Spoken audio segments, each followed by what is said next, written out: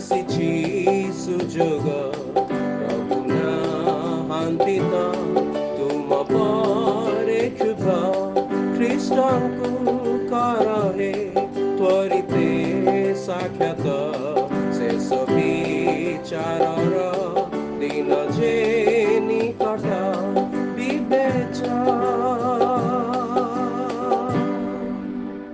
প্রিয় শ্ରୋତା ବନ୍ଧୁ ପ୍ରଭୁ ଶ୍ରୀଖ୍ରୀଷ୍ଟଙ୍କ ବହୁମୂଲ୍ୟ ନାମରେ ଆପଣଙ୍କୁ ଶୁଭେଚ୍ଛା।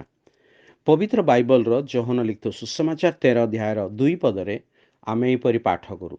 ଆଉ ରାତ୍ରି ଭୋଜ ସମୟରେ ଯେତେବେଳେ ଶୟତାନ ସିମୋନର ପୁତ୍ର ଇସ୍କାରିଓତୀୟ ଜିହୁଦାର ହୃଦୟରେ ଯୀଶୁଙ୍କୁ ଶତ୍ରୁ ହସ୍ତରେ ସମର୍ପଣ କରିବା ନିମନ୍ତେ ସଂକଳ୍ପ ଜାତ କରି ସାରିଥିଲା। ମନୁଷ୍ୟଠାରେ ଶୟତାନ କିପରି କାର୍ଯ୍ୟ କରେ ତାହା ଆମେ ଠାରେ ସ୍ପଷ୍ଟ ରୂପେ ଦେଖିପାରୁ।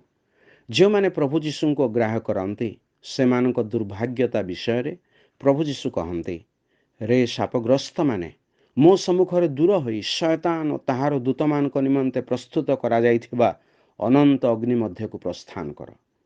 ପ୍ରଭୁ କହନ୍ତି ଯେ ନର୍କ ଓ ଶୟତାନ ଓ ତାହାର ଦୂତମାନଙ୍କ ନିମନ୍ତେ ପ୍ରସ୍ତୁତ କରାଯାଇଅଛି, ମନୁଷ୍ୟ ପାଇଁ ନୁହଁ। ମାତ୍ର ଶୟତାନ ଦ୍ୱାରା ଭ୍ରମିତ ହୋଇଥିବା ମଣିଷ ବି ସେହି ନର୍କରେ ସ୍ଥାନ ପାଇବ। ଶୟତାନ କହୁଛି, ମୁଁ ତ ନର୍କକୁ ଯାଉଛି, କିନ୍ତୁ ମୋ ସହିତ ଆହୁରି ଲୋକମାନଙ୍କୁ ମଧ୍ୟ ନେଇଯିବି। ଏହିପରି ଭାବେ ସେ ଇସ୍କାରିଓତୀୟ ଜିହୁଦାର ମନରେ ସଂକଳ୍ପ ଜାତ କରାଇଲା ଯେ ସେ ଯୀଶୁଙ୍କୁ ଶତ୍ରୁ ହସ୍ତରେ ଧରାଇଦେବ। ଯେତେବେଳେ ଜଣେ ସୁସମାଚାର ଶୁଣେ, ପ୍ରଭୁ ତାଙ୍କୁ ବିଶ୍ୱାସରେ ମନ ପରିବର୍ତ୍ତନ କରିବା ନିମନ୍ତେ ଆଜ୍ଞା ଦିଅନ୍ତି। ଏହାର ବିପରୀତରେ ସୁସମାଚାର ଗ୍ରହଣ ନ କରିବା ନିମନ୍ତେ ଶୟତାନ ମନୁଷ୍ୟର ମନରେ କାର୍ଯ୍ୟ କରେ।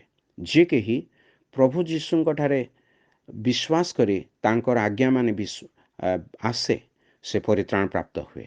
ସ୍ୱର୍ଗରେ ତାଙ୍କ ସହଭାଗିତାରେ ସେ ରହିବ। ଯିଏ ଶୟତାନର କଥା ମାନେ ସେ ନରକର ଅଂଶୀ ହେବ ଓ ଶୟତାନ ସହିତ ନରକରେ ଯନ୍ତ୍ରଣା ଭୋଗୀ କରିବେ। ଆପଣ କେଉଁ ଅନନ୍ତତା ବାଛିବେ?